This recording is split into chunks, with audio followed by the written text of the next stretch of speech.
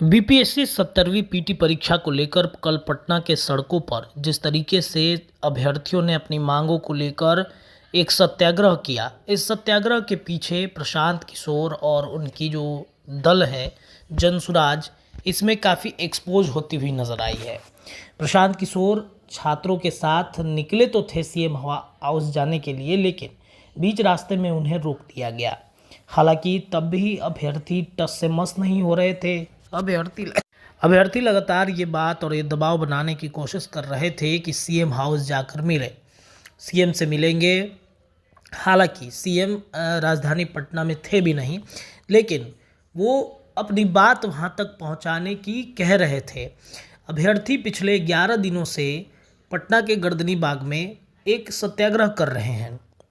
सत्याग्रह करने का पीछे का मकसद ये है कि जो बापू परीक्षा सेंटर पर परीक्षा का प्रश्न पत्र लीक होता है, जिसके बाद छात्र ये आरोप लगाते हैं कि कई सेंटरों पर परीक्षाएं जो है वो इस तरीके से धांधली हुई हैं। अब इसके खिलाफ नारेबाजियां चली।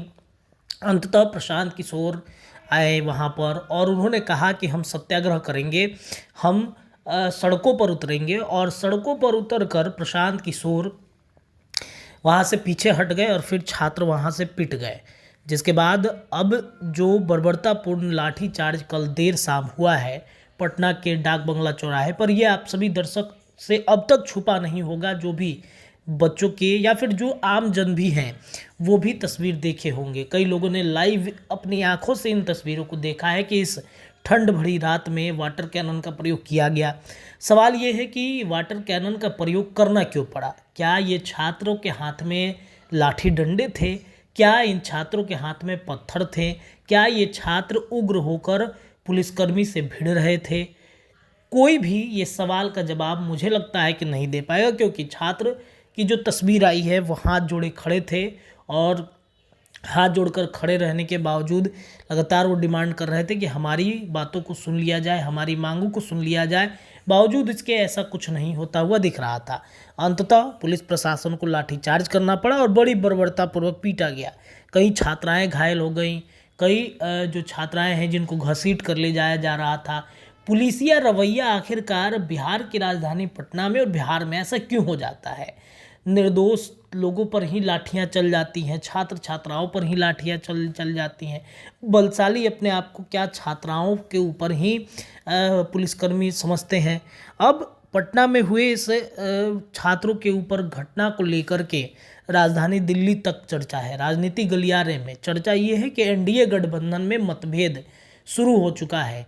एनडीए गठबंधन के ही कई नेता इसका विरोध जता रहे हैं। वो कह रहे हैं कि ये रवैया ठीक नहीं है प्रशासन का, खास तौर पे भारतीय जनता पार्टी से लेकर जनता दल यूनाइटेड और बाकी के जो दल हैं, उन दल के सभी नेता वो परेशान हैं कि क्यों ऐसा हो रहा है। इन सब के बीच में चर्चा ये है कि बिहार के मुख्यमंत्री नीतीश कुमार ने अब बीपीएससी अभ्यर्थियों पर हुए लाठीचार्ज को लेकर काफ़ी सीरियस हो गए हैं।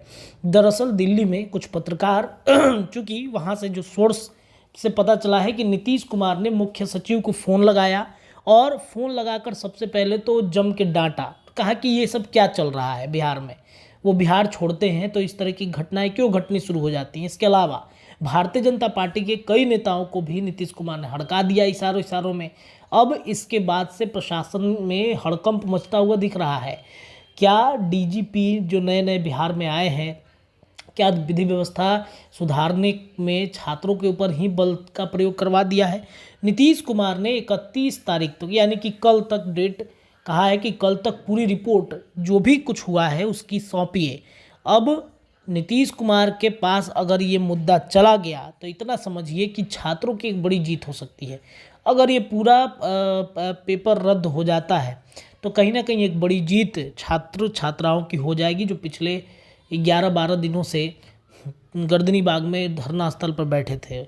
इसमें रहमांशु सर से लेकर के रोशन आनंद से लेकर के हर कोई इस आंदोलन में बैठा हुआ था। तो नीतीश कुमार तक ये पूरी बात पहुंच गई है। नीतीश कुमार क्या करते हैं ये देखना बड़ा दिलचस्प होगा।